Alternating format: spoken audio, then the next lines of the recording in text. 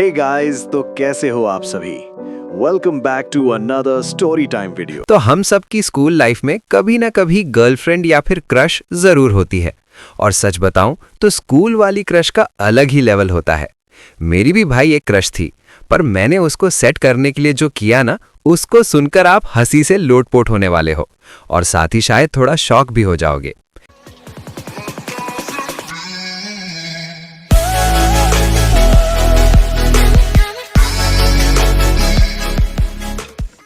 तो ये कहानी है आज से कुछ साल पहले की, जब मैं 8th स्टैंडर्ड में था। उस टाइम मेरी क्लास में एक लड़की थी और सच बोलूं तो वो इतनी खूबसूरत थी ना कि क्लास के ऑलमोस्ट सारे लड़के उसको ही अपनी गर्लफ्रेंड बनाना चाहते थे। क्लास में जब भी वो एंट्री लेती थी ना, आधे लड़के उसकी तरफ देखने लग जाते थे और मैं भी उन्हीं में से एक था। शुरू शुरू में मैं उससे ज्यादा बात नहीं करता था, बस दूर से ही देख लेता था। पर धीरे धीरे मुझे उस पर क्रश हो गया और साला फिर मैं भी उसी लाइन में लग गया जिसमें क्लास के बाकी लड़के खड़े थे। मुझे आज भी याद है, उस दिन वेंसडे था और फ्राइडे को हमारी बुक चेकिंग होने वाली थी। अब प्रॉब्लम ये थी कि मैंने अपनी नोटबुक में कुछ भी नहीं लिखा था, मतलब सच में कुछ भी नहीं। टीचर अगर मेरी बुक चेक कर लेती तो पक्का मेरी बैंड बजने वाली थी।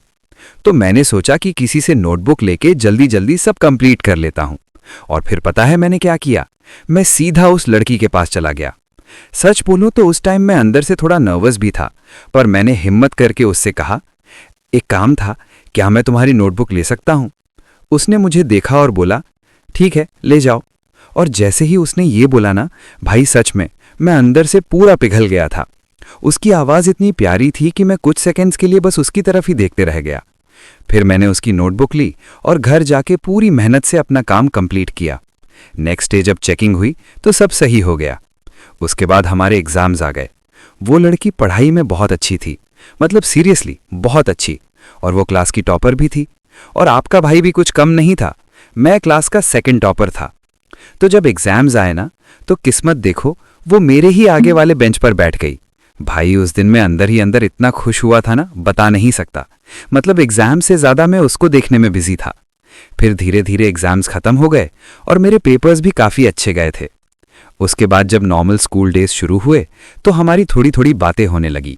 कभी नोट्स का काम, कभी होमवर्क, कभी रैंडम बातें, और धीरे धीरे हम काफी अच्छे दोस्त बन गए। कुछ टाइम तक सब नॉर्मल चलता रहा, पर फिर एक दिन मुझे रियलाइज हुआ कि भाई ये तो मुझे फ्रेंड जोन कर चुकी है। और सच बोलूं तो उस टाइम मुझे ये बात बिल्कुल अच्छी नहीं लगी। मैं बहुत कंफ्यूज्ड और थोड़ा सैड भी था। तो मैंने अपने बेस्ट फ्रेंड को सब बता दिया। उसने मेरी पूरी स्टोरी सुनने के बाद कहा, भाई या तो तू उसको सीधा हक कर ले या फिर जाके डायरेक्ट बोल दे कि तुझे उससे फीलिंग्स हैं। मुझे सेकंड वाला ऑप्शन थोड़ा बेटर लगा, तो मैंने डिसाइड कर लिया कि मैं उसको अपनी फीलिंग्स बताऊंगा। उस दिन संडे था और मैंने डिसाइड किया कि ट्यूसडे को बोलूंगा, क्योंकि ट्यूसडे को हमारा गेम्स पीरियड होता था और उस टाइम थोड़ा फ्री एनवायरनमेंट होता है।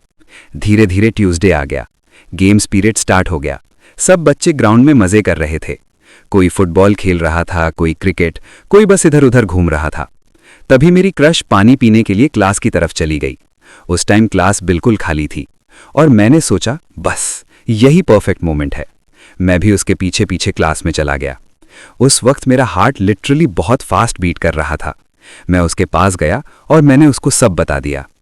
जैसे ही मैंने उसको बोला कि मुझे उससे फीलिंग्स हैं, उसने बिना कुछ सोचे समझे सीधा मुझे एक थप्पड़ मार दिया। अब तुम लोग सोच रहे होगे, भाई सिर्फ प्रपोज करने पर थप्पड़ क्यों?